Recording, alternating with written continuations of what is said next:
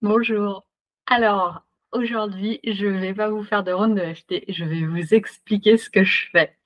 Donc, je suis praticienne en EFT, c'est une technique de libération émotionnelle. Et ce que je vous propose à chaque fois, c'est de stimuler des points d'entrée et sortie de méridien, parce qu'on a un circuit énergétique qui traverse le corps. En médecine chinoise, il est très connu. Et en fait, en stimulant ces points-là et en verbalisant la problématique, eh bien, ça permet de libérer, en fait, les crispations qui se trouvent dans le corps et aussi dans l'esprit. Donc ça fait travailler le cerveau gauche et le cerveau droit parce qu'on verbalise et en même temps, on fait un geste. Alors on m'a demandé de montrer les points plus précisément. Le premier, c'est le point karaté. On peut tapoter des 2 côtés, ça n'a pas d'importance.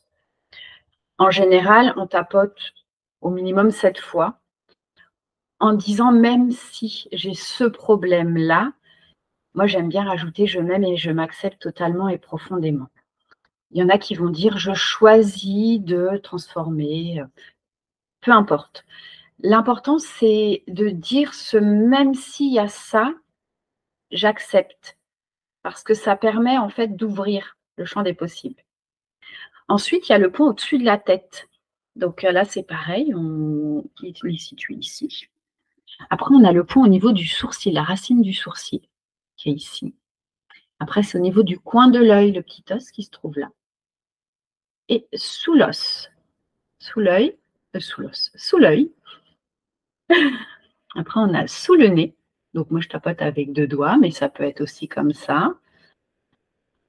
Il y a sous la lèvre, dans le petit creux, au niveau des clavicules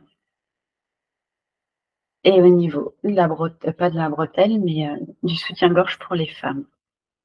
Certaines personnes tapotent aussi sous les seins.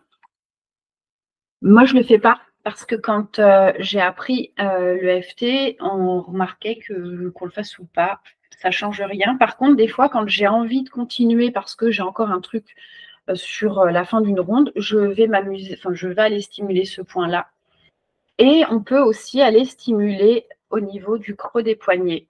Si on a encore envie de dire quelque chose parce que voilà, on a envie de compléter, on peut.